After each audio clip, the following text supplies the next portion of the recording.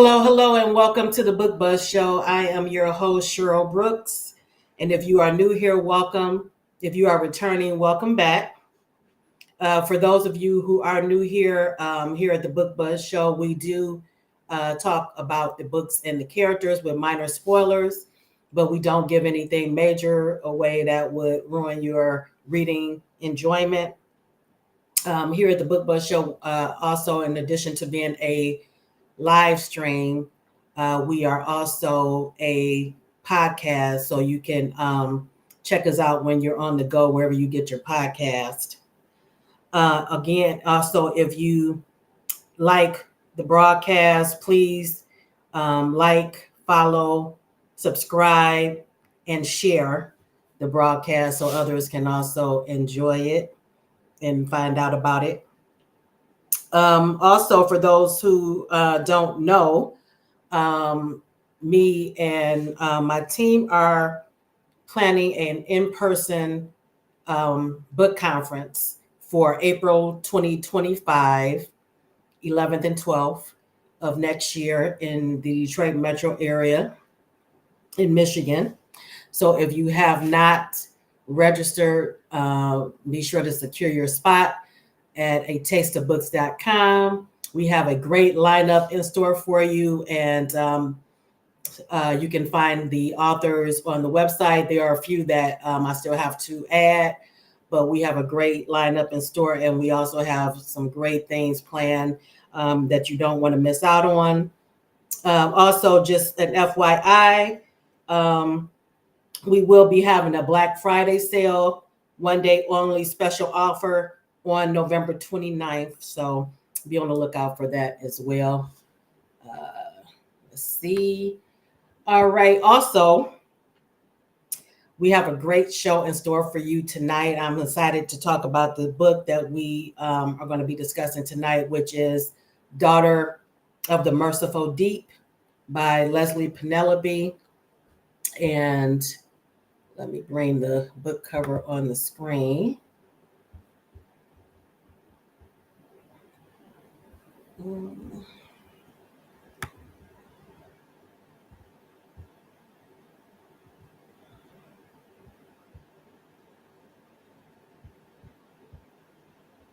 For some reason, it's not coming up. I don't know why it's not coming up. I'll try to work on that because it's a beautiful cover. So I definitely want you to see. Hopefully, the author has a print copy, and maybe we can show that instead. And without further ado, I'm going to bring on tonight's guest, author Leslye Penelope. This is my first time speaking with her, so I'm excited to do that. And my co-host for this evening is Katina Brown, and I'll bring them to the stage.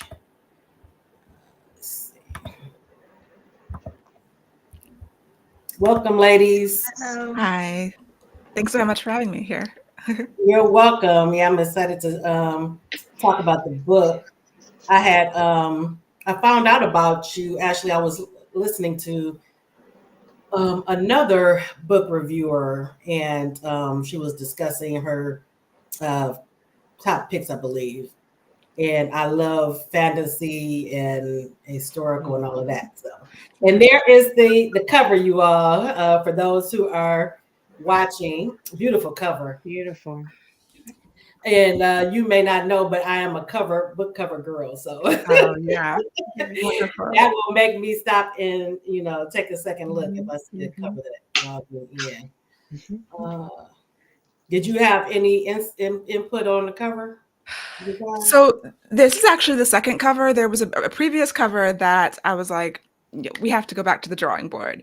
And they did, and they did a great job. So we came out with this beautiful cover, which I do think makes you stop and take a look and what's going on there. But yeah, I wanted to represent, I'm writing about dark-skinned Black woman in the South, and I wanted a cover that represented that. And sometimes with publishers, you have to push for the person that you are writing about to be on the cover. And right. They listened to my feedback and they came back with this, and so I was really happy about that. I'm glad, because that's a beautiful cover. Beautiful. Thank you. I'm just responding to someone is asking if we're on, so I'm just responding back. while I'm doing that, can you, for those who are new to you, can you let us know about your professional writing journey, how you got started? Sure. So next year, 2025, will be my 10-year anniversary of publishing. I've Oh, been writing my whole life, but yeah, I started out actually totally self-published. My first novel was Song of Blood and Stone, and I was writing as Leslye Penelope, and that's epic fantasy, romantasy. So I initially self-published several books, and then an editor from St. Martin's Press, Monique Patterson, who is a Black woman editor who'd been there for a while, saw my self published books online. She read the first two in the series that I had out in that fantasy series. And she contacted me just through an email, through my website email forum. Initially, she was asking me to pitch her my next idea. I pitched her that, but she really wanted to go back and republish those books that she had read, starting okay. with Song of Blood and Stone. So I took them off the market. I did a big, another edit with her, and I republished them with St. Martin's Press. So that was the beginning. And that was a 4-book series. It's complete if you really love fantasy and romance together.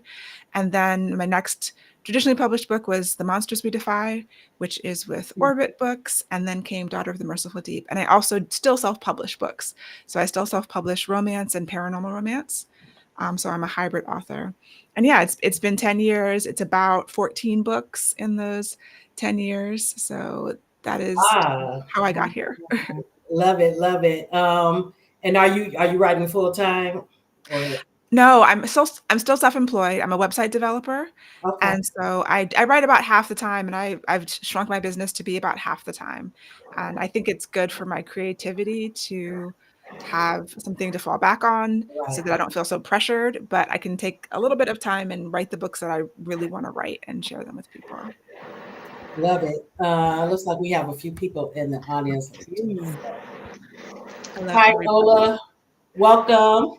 This is another good one for you, Ola. I really enjoyed it. Yes. Um, Myra, thank you for joining us. Leslye, thank you for joining us. Hi, everyone. Look like we have a library addict. Uh-huh. Library addict. She said you have, or I don't, they said you have a whole backlist to explore. I recommend the Earth Singer Chronicles and the Monsters We Defy. Okay, Thank you. I'll definitely check those out because this was my first read Hmm. by Leslye, so I'll definitely check those out. Mm-hmm. She said, but they, I hope I'm not saying she and you're It's not. she, yeah. Yeah. Saying that all are good. Yeah. We do have someone on Instagram.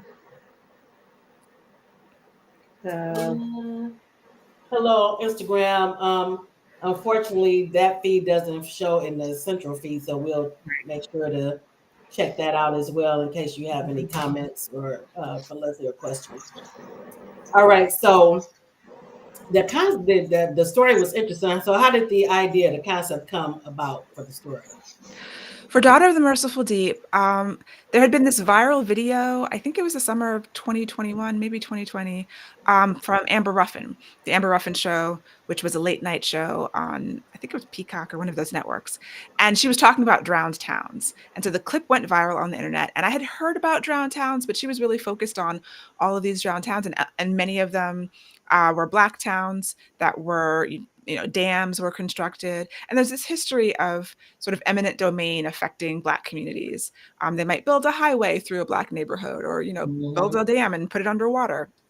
And so I was on a vacation, and I was driving over a lake and just kind of looked out the window, and I was like, oh, what if there was a town down there? What if there was some sort of magical way that there was a town under the water? And Mhm. so my code name for the project while I was writing it was Black Atlantis, just thinking Okay. about, yeah, what if Atlantis was full of Black people? Mhm. And that went in different directions, but that's the core, like this underwater city, and mixing that with the drowned towns and kind of creating this hybrid of this, very of a historical fantasy that took place in this time when, in the 1930s, we had the WPA, and there were all these projects that were trying to put people to work, and they were building lots of dams then. And just researching, got into the research after I had this idea to find a story that sort of melded these two ideas together. And what type of research did you have to do to delve into this world that you created? Yeah, I think that, well, the idea of drowned towns was like, okay, how are dams built? How do they get the land? Like just dam construction. What is a dam? What's the difference between a Mhm. dam and a levee? And Mhm. who was building them? How are they buying the Mhm. land? And that got me into the Tennessee Valley Authority, the TVA, which was along the, I think, the Tennessee River. So a lot of the dams along the Tennessee River, the Tennessee Valley Authority would go and they'd have the engineers come in and say, okay, this is where the water is going to be. This is where this new reservoir is going to be created. This is all the land we have to buy. They would buy the land by any means necessary, a lot of times undercutting, like selling it for pennies on the dollar, and get the people gone so that they could then, flood their lands. A lot of times, like graveyards would be moved. They would take care with certain communities and do certain things like that. Mhm. So there was a lot of just historical research that got me into some of the real life places that are underwater. Many people, Mhm. especially if you're from Atlanta, will know Lake Lanier, right out in Georgia. And under Lake Lanier, which is a very popular like vacation recreational lake, it's Mhm. also one of the most deadly lakes in the country. There's a lot of accidents there, a lot of people who die there every year, like an inordinate amount. And Mhm. and it's also considered to be haunted. And so some people believe that there's a town called Oscarville that was drowned by Lake Lanier. And at first, it was that land was Native American land. Then the Native Americans were kicked off. There was a community, Oscarville, all Black, that was decimated.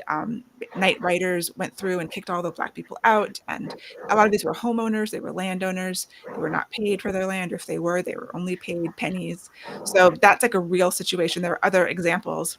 I was actually just in Nashville 2 weeks ago and talking about Daughter of the Merciful Deep. And everyone was like, oh, well, there's a drowned town in Chattanooga. There's a drowned town Oh, outside of Nashville. really? People were Wow. telling me about all of these other ones that I didn't even know about. Right. And I had researched several of them. So that was Wow. No, I hadn't really thought. I knew about like the burned out towns, but I hadn't heard about the drowned towns until I read Mhm. the story. Yeah. So that was definitely interesting to find out that aspect. Mhm. Um, Now, what was it about that? I know you got where you got the idea, but what made you decide, okay, I want to tell this particular story in this particular way?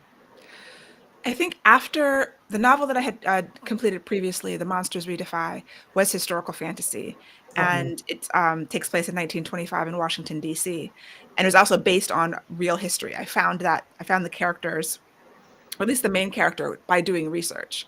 And that idea sort of stuck with me. So as I was doing this research, just kind of looking into Oscarville in Georgia, and then kind of doing more research into racial expulsions all across the South and the North and the West too. But we think of it as a Southern problem when it really wasn't. Just you know, we've heard of, we've seen Rosewood, the movie Rosewood, things Right. like that, Mhm. where there'd be an incident. Often, so a Black man was accused of a crime against a white person, and Mhm. then all the Black people have to go. And so, Right. thinking about, if you had an all Black town, especially in this time in the 30s and the 20s, that you have people have created a life, they've created businesses, and they have a place of peace, and they've created a home, and then to have that taken away and ripped away by whatever force. Is it the government? Is it armed men in the night with torches and hoods? And Mhm. so that was, doing some more of that research, finding real examples of thriving Black towns that were then flooded underwater, Mhm. and imagining these people had found this home and this place of safety, and that was Right. taken away. And since I write fantasy, I wanted to take that story and incorporate the magic system, similar to what I had done with The Monsters We Defy, incorporate something about Black culture and the um, beliefs and folklore from the African diaspora into this Mhm. fantasy world, and imagine something different, imagine a different way that it could have gone. I love it, and that really drew me in too as I was reading. The more I was reading, um, the way that you combined all of that and weaved it all together, um, Mhm. because I love, like people know, I love historical, and I love fantasy and romance, of course. So you had all of that in there. Mhm. So Yeah. I was like in Mhm. heaven with that.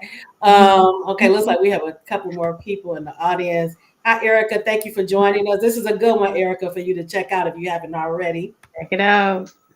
Myra is saying that she's from Chattanooga. Where is this town? I don't know the name of the exact town. I cannot remember. I was speaking with some librarians. I was at the Southern Festival of Books in Nashville. So I don't know the name of it, but yeah, several people were like, yeah, there's definitely a downtown out right outside of Chattanooga. Hmm. And on Instagram, we have the Books Readers Venue. Thank you for joining us, Sherelle. This is a good one for you too, Sherelle, to check out. Okay, now what do you want readers to take away from the story? So it's a story that is in part about real Black history, which can be difficult to always, to go back to the things in our past. But I really wanted to focus on how our ancestors were resilient and how they were creating community and having love and having care for each other and living through difficult times. Right. And so, and finding joy at the same time. And that's kind of at the end of the day, I wanted to, take you on a journey that may face some difficult things that happened in our past, but show a community that has come together and show the way that our people are resilient in the face of adversity and hopefully give you joy and hope at the end of the book. And you definitely showed that by the end of the story, I was like, it's cheering for the people in town. I felt like I knew them. For those though who haven't read it yet, can you give a brief overview of what what is about? Sure. So it is an all-Black town in the Deep South in the 1930s that's being threatened by the construction of a dam. The main character, Jane, she lost her voice due to a trauma that happened in her past, but she's really been embraced by her community, and they are trying to figure out a way, whether they're going to sell or can they fight this. And a mysterious stranger comes to town saying that he has a way that he can save them magically. The only problem is Jane believes he died 12 years ago. And so she has to go to this underwater world of myth and legend and capricious gods in order to find a way to save her town and find her voice again at the end of the day. Love it, love it, love it. And then I love water too. So I love the aspect of water, and the water is the one that's bringing them to safety.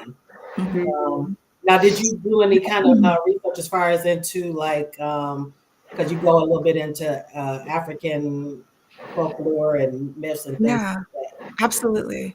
So I wanted to, if you're familiar with the Orishas, the West African spirits that a lot of, enslaved Africans brought these belief systems to the diaspora, but they show up in different ways in different places. So you've got, voodoo in Louisiana and in the Caribbean, you've got Santeria, you've got Candomblé, and they all have their roots in this West African culture and West African religion and these deities, and they're called by different names. And so I have a version of Orishas who are the gods and the goddesses in this world and in this fantasy world that I have kind of this different version of them.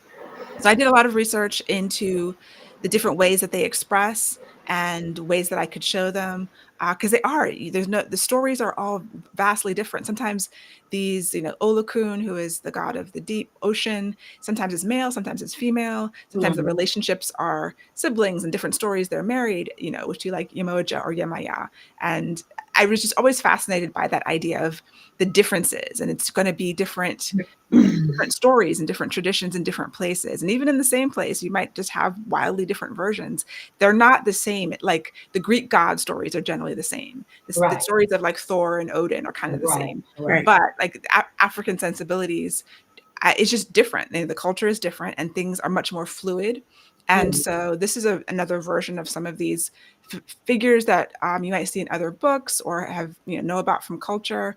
And so another thing that I did research on, there's an island. So basically the fantastical world is called New Ile, and that was based in part on this Haitian idea of an island under the sea where you go when you die, and so where these spirits live also.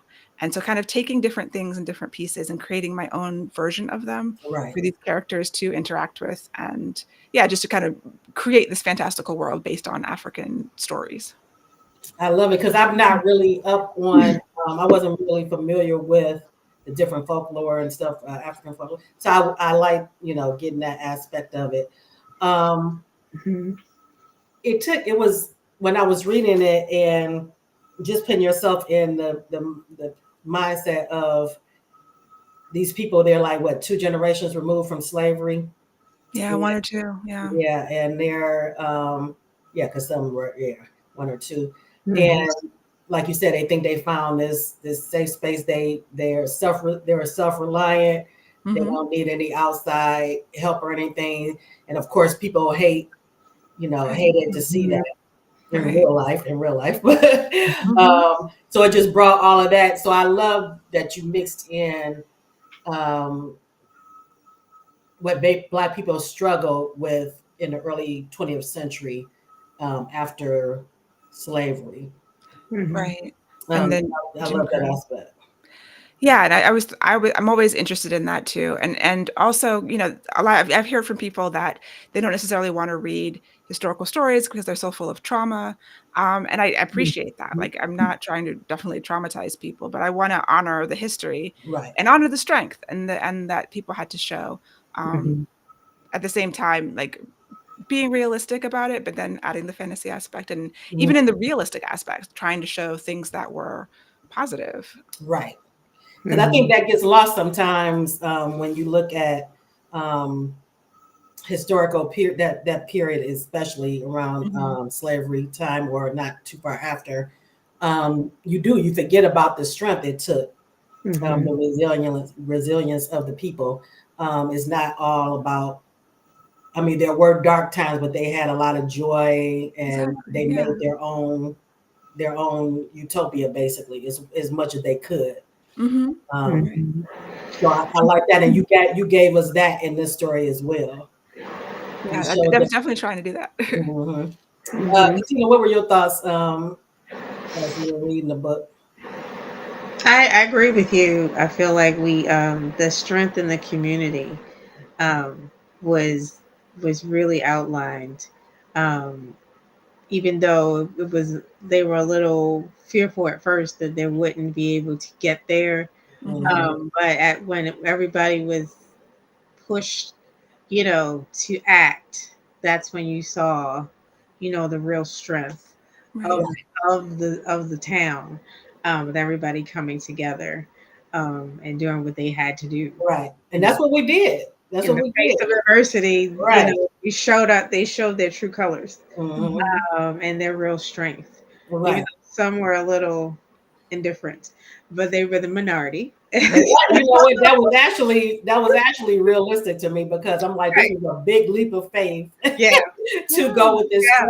stranger because at first they didn't know who he was, Mhm. Right. and Mhm. go to just follow him to Yeah. the place that he's saying is gonna be better. Now it helped that they were in desperation as far as Right.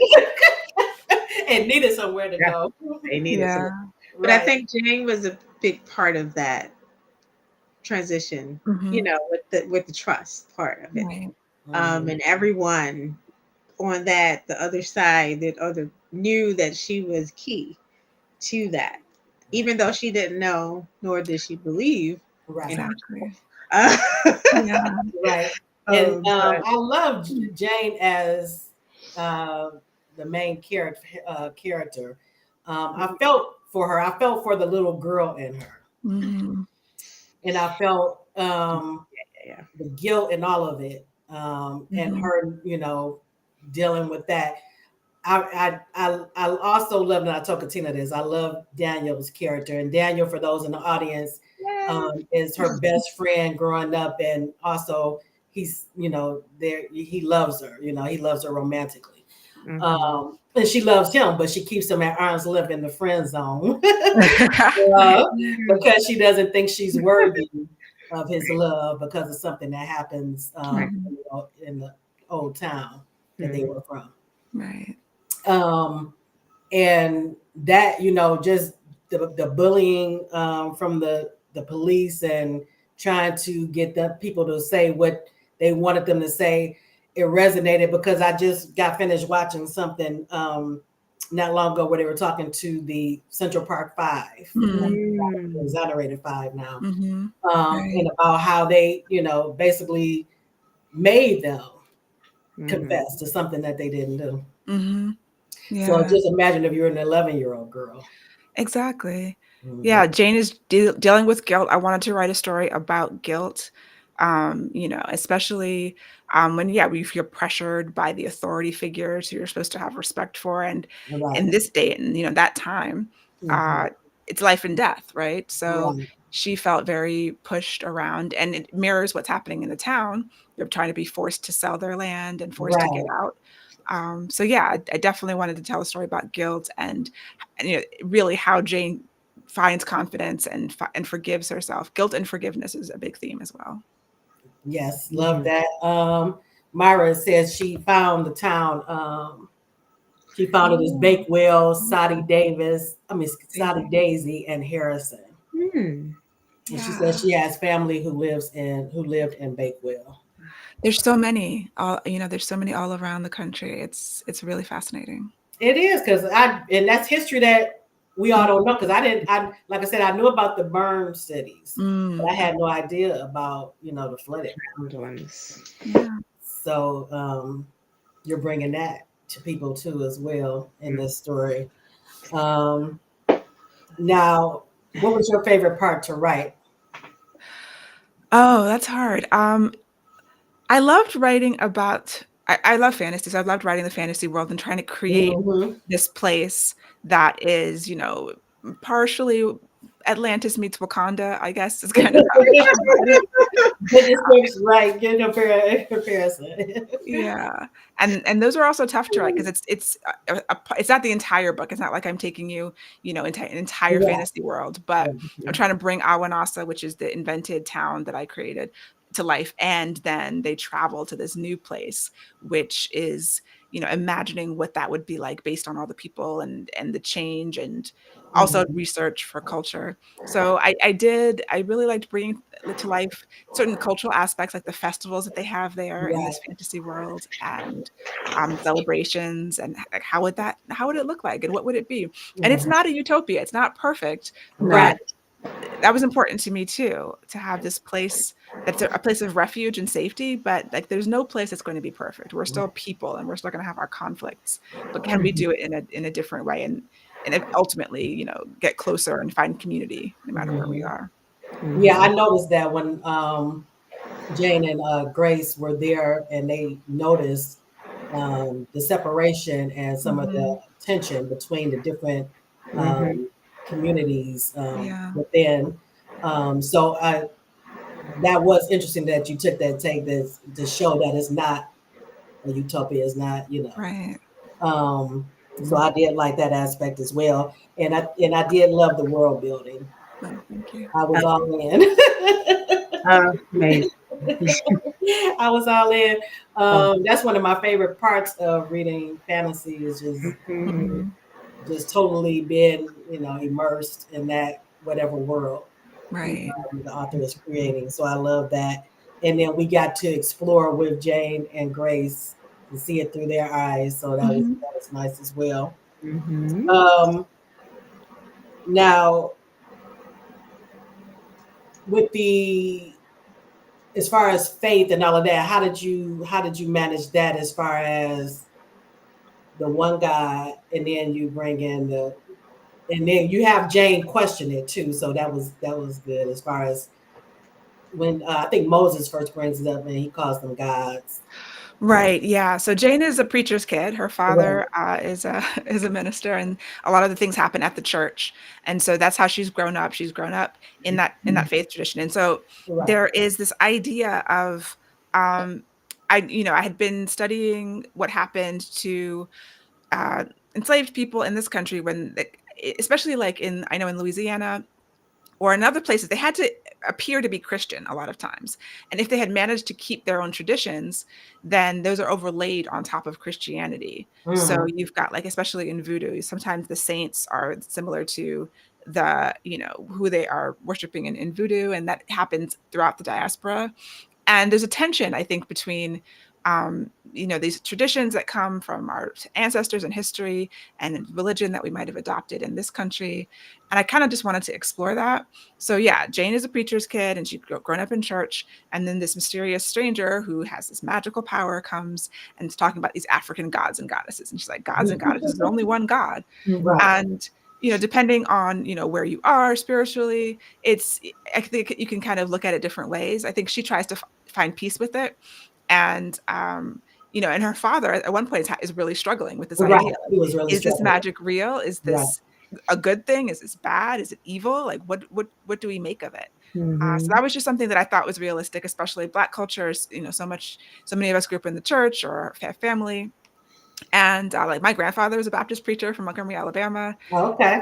And yeah, I just thought it would be interesting to look at that and to have the characters wrestle with that when you're doing magic, when you're doing fantasy and doing real world things as well. I think it's going to be a conflict for some people. Right. Now, getting back to the world building, one of the things I thought was interesting when they were going to the World Tree, and they had to go on a water road. Yeah. And Jane was like, "Okay, I think I'll stay here." But it was interesting the way that you described it. It was basically like a water stairway. Right. Yeah. I imagine the waterfall. So in New Ile, in this fantasy world, it's like an archipelago of islands, but they're floating islands. And some of them are connected by actual bridges, but some of them are like water bridges, basically waterfalls that connect, like if an island is above another one. But they go both ways and you can travel on them. And I think that was something that I just got like a line or two from I did a lot of research and come across like academic texts that are talking about different folklore aspects. And there was something about a water road in some sort of African folklore. So I just took that and imagined, okay, what would a water road be like? And it's a waterfall that's connecting two different islands. Love it. Love it. I love all that kind of stuff. Now I usually read, and if I do listen, I usually do where I listen and read. But this time I was just listening because I was doing a lot, like I was telling you off screen. So I was on the go a lot until I was down. Had to sit down this weekend, but the narrator was excellent. Yes. She was excellent. She had the dialect. She had just the different voices, and she did an excellent job. And I don't always feel like that when I when I listen. She's amazing. She won an award for my last book, The Monsters We Defy. It was an audio award for best fantasy audiobook. So I requested her specifically. I'm like, y'all are gonna have her back, right? Because she just won an award. I need her back for this book. She was amazing, I have to say, and even with the singing parts. I didn't expect that. I didn't expect anyone to actually sing the singing part. So if anybody gets a chance to also listen, oh man, it was excellent narration on. I recommend the audiobook a lot. Yes, definitely. One thing that we do on the show is we give like our heartfelt moment, emotional, heartfelt, and most romantic. So me and Katina talked a little bit about it, and at the time I said that my favorite, most romantic moment was Jane and Daniel dancing in the dark with only his headlights on. I loved it. I love it too. And since I finished, I have another.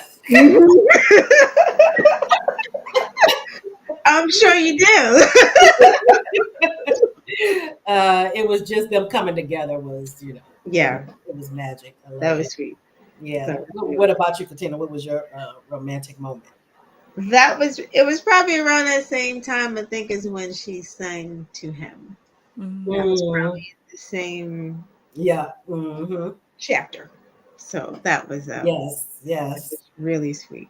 And I like the way that he was trying to tell her without telling her, that he liked her, or so. It was kind of sweet. It was cute. When he was like, I can't imagine that, nobody would ever want, those little little comments that she kind of caught, but it's like, nope, don't have time for but that. you know what? She knew. But she didn't think that she deserved that from him. No, but I thought that was sweet. Yeah. Hmm. So she, kept pushing him away, which I was like, come on, come on, come on. And I told Katina this, two of my favorite, well, I didn't tell her about the second one. I told her one of my favorite characters in the book was Daniel, just because I loved his giving spirit, how he was with everyone in the town. He was always trying to help out. And although his brothers gave him a hard time, and talked down to him, and I loved Jane's reaction, and she was always like, wanted to come to his defense and throttle Right. somebody. But I loved his character. But I had to add Big George. Yes, old in there. George. Old George. Old George. Old George. Old George. I had to add old George in there. I just loved his spirit and his gumption, and he didn't care about you being a white man. You were not about to, tell him what he was going to do with his own land. Right. Yeah, and Old George, there was two different men who, like Old George, I researched in two different parts of Alabama, who had been born into slavery and worked, saved money, bought land, and then sold it to other Black people, created towns, created businesses and schools. And it's just like that story was repeated over and over again. So there was so much inspiration for Old George. And I was just imagining, what would a man like that be who had survived so much and built so much, and then looking at it be torn away from him potentially. Yeah. It was heartbreaking, and Yeah. just loved him. And wait a minute, I think I don't know how I forgot his name was Old George, because I love that you named him Old George. His son, not Junior, or Little George, but New George. I love nicknames like that. Black people's nicknames are just always amazing and great. I love that. Oh man, what character did you resonate with most, Katina, in the book? I actually, and I just had it in my head. It was probably Jane. I just liked in the beginning. It was so much like, I guess she just felt so down on herself. Like, to see her evolution, and everybody telling her how great she was. Right. And every moment that she was told, or in the moment when she had to step up, she kind of took a seat back, and Daniel took, the hits for her.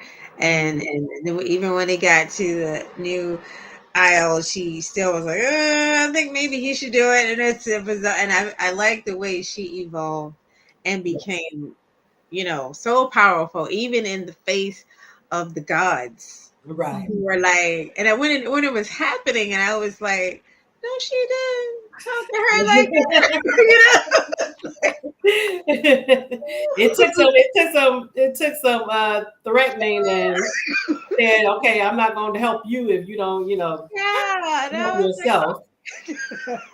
From one of the goddesses. I felt like, okay, all right, I see you. But even in those moments, I don't even think she even saw herself, and how she was, doing, even because they helped, Papa Local. Am I saying it right? Yeah, local. And to even helping, everybody just kind of gravitated to her energy. Right. And they were older than her. Right. But And they wiser and here she is, this person that doesn't understand the gift that she has. Right. And I thought that was awesome. I thought that was really awesome. Thanks. And just relatable. I think that many of us have that issue. We don't see ourselves. People around us, our friends and family, are building us up. We're like, Right. That's true. And another thing that I love reading about is strong family bonds and sisterhood. So I love Jane and Grace's relationship, even though they had some issues that they needed to work out, but you can always tell the love was there between the two. For sure. Yeah. Was that important to you to put that in there? Definitely. Yeah. I wanted to tell the story of the sisters, and I have a brother. I have a younger brother, but there's still the same kind of struggles. But imagining like sisters and the bond and looking up to your older sister and then having her, because Grace goes away for 10 years and Right. she's just out in the wind and Yeah. comes back. And Mhm. Jane is really trying to have a relationship with her, and Grace is, blowing her off essentially. So that kind of healing journey was important, because that was part of Jane's wound as well. Like, she has this guilt and she has this pain, and there's many causes for it. Yeah. Yeah. Yes. Can you put up the book again, Leslye? Someone Sure. asked. Daughter of the Merciful Deep.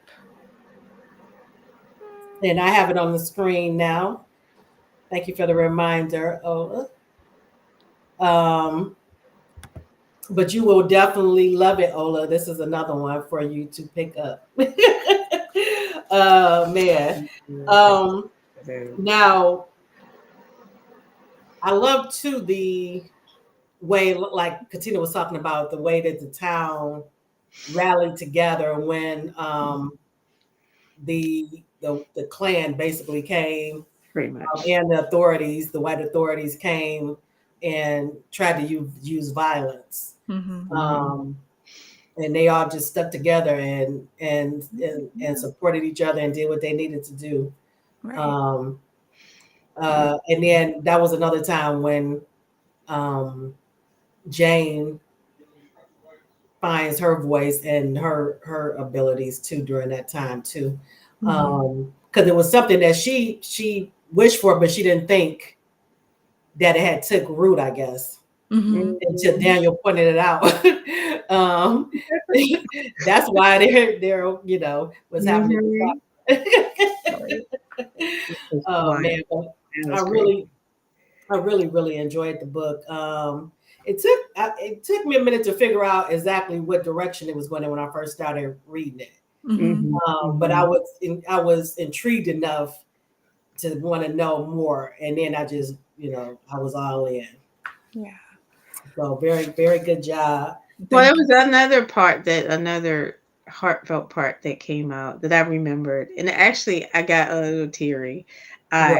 Was when the Founders Day celebration that you were just talking about, and old George came up and he thanked Daniel, and I was just like, oh, that was definitely a heartfelt moment. Bring back by like, oh my gosh, that was so awesome. Like, yes. Because he so doubted, because they always, his brothers, like I said, talked down to him, and I don't know, the father didn't, but he didn't really build him up either. He just was like busy doing his thing, If you think about it, especially older folks, like, my grandparents never said I loved you. They were gruff, they were dealing with their stuff. So I imagine old George like that. And Daniel has 3 older brothers, or a doctor, a lawyer, a teacher, and he's dyslexic in the time before they knew what dyslexia was. So he's basically a handyman, and he's looked down on by, his brothers. Absolutely. So he needed to know that his father was proud of him and have that moment. I'm trying to read. Myra is saying she just ordered the audio version. Yay. Yeah, you won't be disappointed. The narrator does an excellent job. Excellent job. I love her. Yes. And that's saying something for me, because that's not my normal. I rather read it, but but I really enjoy listening to it with her narrating it. But it was such a pleasure to have you on. And I can't wait to check out the rest of your catalog. I'm going to check out the books that I can't think of her name right now. A Library Addict. Yes, that she recommended.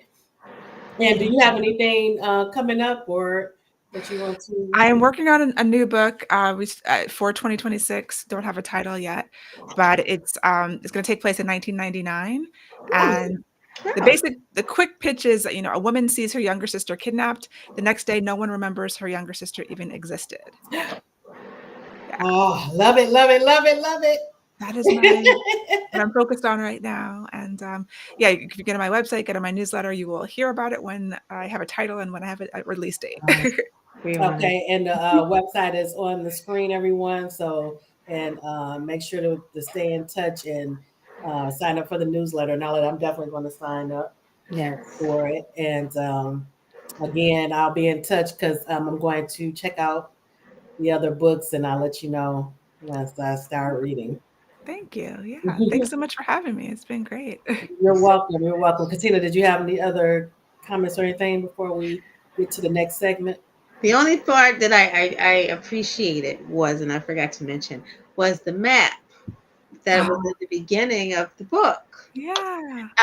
Because I was able to visualize Hmm. like with the when with where the river was, Hmm.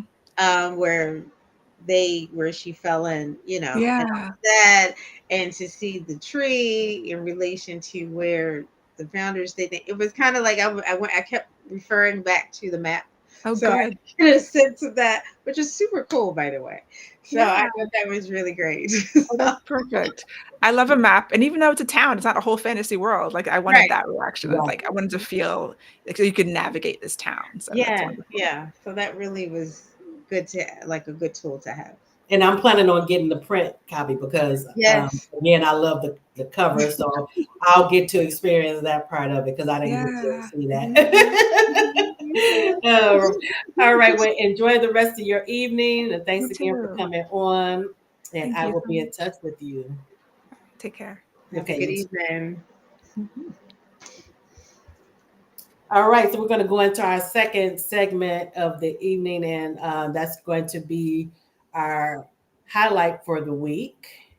And let me bring that up. Uh, trying to figure out where everything is on here. Oh no, that's fine. All right. No, Um,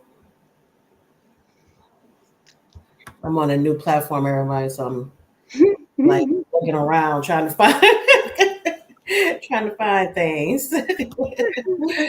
So we're going into our There we go. highlight of the week. And it doesn't have to be something that we read this week, just something that stood out to us that we want to share and recommend to everyone. If you have any highlights, you can also share them in the comments. Please do. All righty. So, my highlight this week, let me break it up. Hopefully, it works this time. I wasn't able to break up her book. I might have it on my phone. Oh, there it is. Okay, there it is. Okay. There we So go.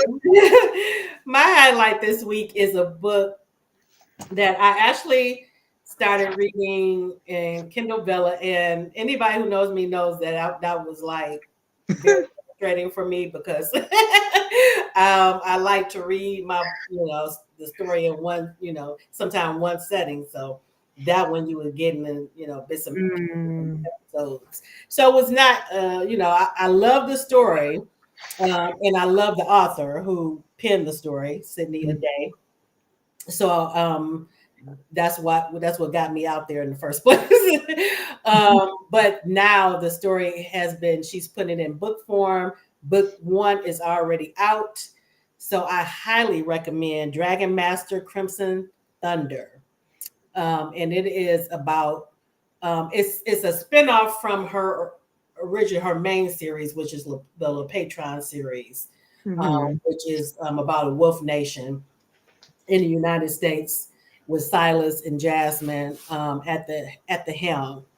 And so this is a spinoff of that with four of their children who are now adults and coming into their own, and they are now living abroad in the world of Crimson and his mate Nyla.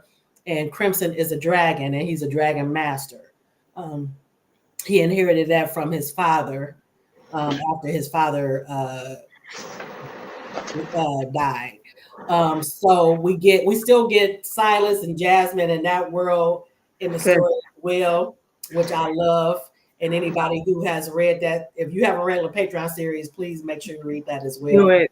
Um, Do it. but Do it. Dragon Master, she did when we were talking about just now with Leslye Penelope, the world building. This one is paranormal, but it also has an element of like fantasy too. But The world building is, amazing that she created in this world of dragons. And I just love it. I love the characters, the killer character development, and you won't be disappointed if you check it out again. Book 1 is out now. That's the cover on the screen, and it's called Dragon Master Crimson Thunder by Sydney Day. For those who are listening later, um, does that describe it enough for you? You think? I think so. Because I mean, there's so many things that go on within these stories, and so Yes. many, like, like everybody has almost their own journey within Yes. the same book.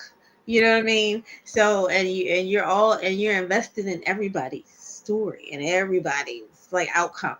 You know, so Yes. and Yes. because if Yes. you read the books before, then you already know and love Right. the characters, so you're invested. And Yes. And you already read yeah, um part of the LePatron series. yeah, But I did you get to the parts though where David and them are adults yet? not yet. But Okay, still very because they have their own books as well in right. the series. So I would suggest reading those first before you read Oh yeah, Dragon yeah, Master, just because they are grown and doing their own thing now. yeah. And Erica is saying she just finished reading, and that's on my list. Erica, Bits and Pieces by Whoopi Goldberg. That's on my list to read. I actually want to buy the print copy. So I'm glad that you said you enjoyed it because that's on my list to read.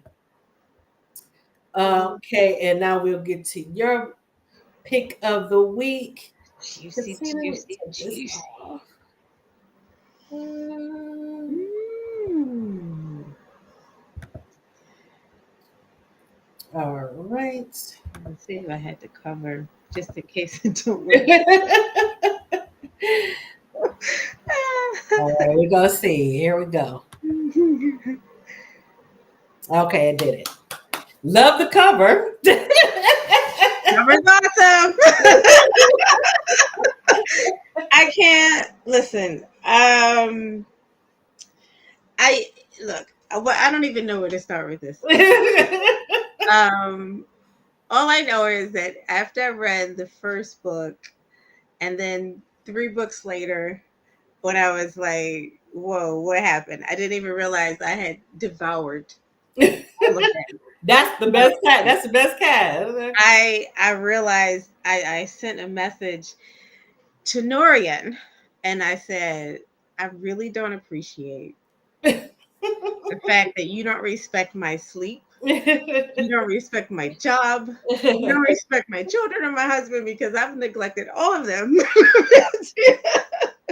to read this here. Oh my gosh. It is, and the thing is, I am and we are, we're happily ever after folks. Right. And we like to see the roses and the vows of eternal love. Not getting it here. You will Oh yeah. you will get it. But Oh, it's so is you have to wait for it. it's and I believe Norian, like I was telling you before, when I was reading about him and his page and the comments that he is noted as the plot twist king.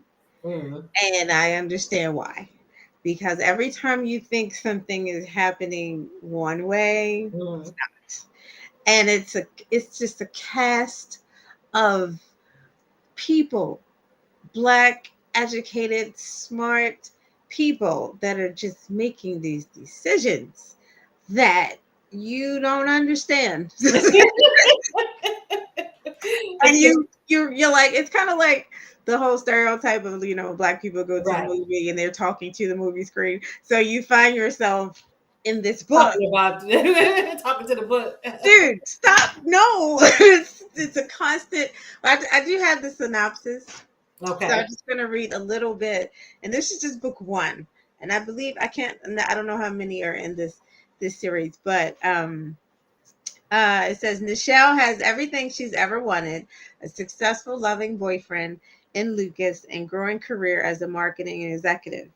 Lucas has all he's ever wanted in Nichelle, true love.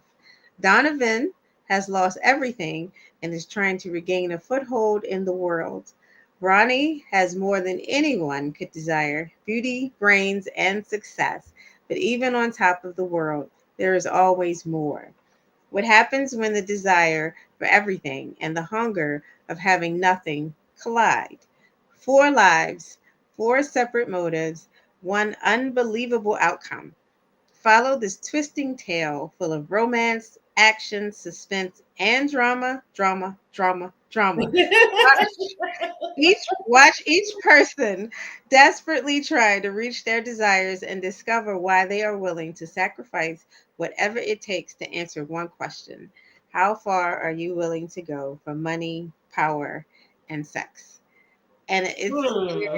it is, I mean, because you want, you think the relationship that you want to stay together or be together, they just don't. And but it the things, the measures that some of these characters go to get what they want, to the Hmm. people that they love, Right. um it's mind-blowing. And even, I mean, because they're cliffhangers. Okay, at Okay. the end, things don't always end in the tied up bow, Right. so you got to move on to the next book, which is But genius. all the books are out though. Yeah. Okay. I Uh-huh. don't mind as long as I can go to the next book without a To problem. the next one. But after you told me about it, I have downloaded it, so I haven't started reading it yet. It's Don't difficult do when I'm reading for the show, and I'm it. also rereading for the chat with Maureen Yeah. Smith. So also, you all, if you have, I'm going to be putting the registration link out on the chat for Maureen Smith and the Wolfpack series for Saturday, December 7th at 6 p.m. Eastern.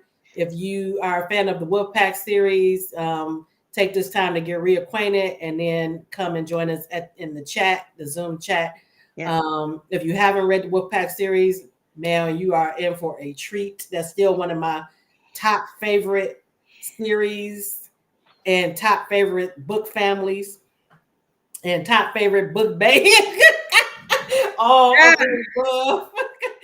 So you Woo. definitely, I hope you can join us for the chat on September 7th, not September, Saturday, December 7th at Mhm. 6 p.m. Eastern. And I'll have the link posted in the group I Aspire Books. Erica is saying, I have this, but haven't started it yet. Got to meet him this year, so I'm looking forward to it. Yeah, from the way Katina's talking about it, looks like it's gonna be a wild ride. Take the weekend. I can't wait to read it myself. Myra saying her highlight is the Bookshop Sisterhood by Michelle Lindo Rice. Okay, Okay. just the sisterhood part is drawing me because I love sisterhoods and brotherhoods. So Window rice. I I'm, like that I'm, one. I'm making a note of that Hmm. as well, so I can check that out. Is that a standalone, Yeah, Myra? good question. I always seem to run into series every time I hit something. Right, right, right. Every time. So. Erica says she's scared now, but Don't because be she scared. said you are not gonna be able to put it down. Worth So, the ride. It's worth the ride. It's worth it. Every bit. man, Island is. Let me see. No, it's not the. Wait a minute. The hockey Wait a series. minute. She said, "Is this the same Maureen Smith who wrote the?" Yes, the Yes. Wolfpack series is actually the first is first before this. Um, Good one and too. it's totally separate. The Wolfpack series is a African American romance, and the hockey series is interracial. Yes. But let me tell you, Isla, if you like the hockey series, and for some reason I'm drawing a blank on the hockey series, and I've read the books as well. That was Um, with why am the I drawing a three blank? It was three of them, right? Wicked Games, Right. I think is the name of it. That's the first book. Yeah. Wicked But the Games. series, I can't think of the series for some reason. But yeah, she's working on book 4 right now. But Yeah.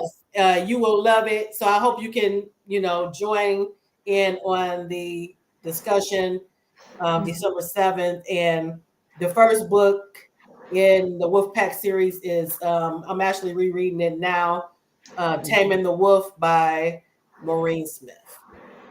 Yep. And you will not be disappointed. These guys, man, she know how to write some guys. Well, you know that if you read the hockey series. Yes, that is true. And her character, Manning Wolf, is still one of my favorite book bays. Him and Quentin as well. Thank you, Erica. The Denver Rebels. The Denver Yes. Rebels. I don't know why I could not remember. Why I couldn't think of the name. Thank you, Erica. Yes. And I know you read the Wolfpack series back in the day, didn't you, Erica? So I hope you can join in on the chat. It should be an interesting discussion, talking about the series. And I see people talking about it on her Instagram page. So people still love the series. So make sure to come and check it out. Absolutely. Yes, Erica says she loved Maureen. Yes, still one of my favorites. So I just want to thank everybody for coming out tonight. This is our show for today. And thank you for being engaged and letting us know your highlights as well. And I, again, encourage you to get Leslye Penelope's book, Daughter of the Merciful Deep. And I said this to Katina, and I said it is deep. In that, no pun intended, but it is deep. It is really deep, is. deep reading and very entertaining as well, but very insightful, and you get some historical facts in there as well. So I highly I recommend it. mentioned the map to you when we talked. I totally forgot. Yeah. I can't wait to get the book, That's the great. actual physical book, so I can see that and that beautiful cover and up close and personal. But if you want to, listen to it, I highly recommend that as well. Because like I said, the narration on the book was excellent. Yeah. And I'm not even an audio person, really, but it was excellent.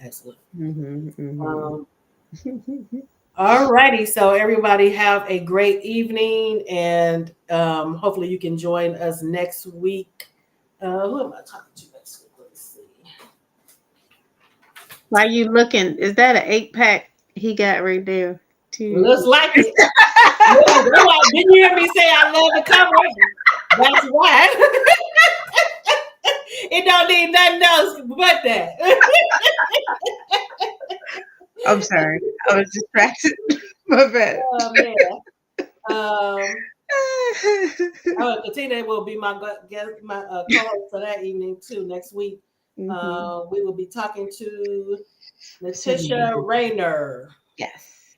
So if you are free, please join us for that as well. I'm looking forward to that chat as well. Yeah. Erica, let me see.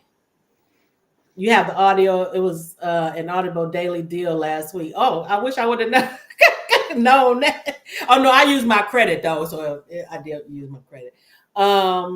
You are going to love the narrator. She was so good, so good. And she was doing so many different characters, and it's a lot of characters. People just nailing them. I love the females though. I love when they can do that, because I found that with what's her name, Jacinta Howard. She had an awesome narrator. Oh, really? Okay. And she did the male female, like it transitions so well into that. So the narrator is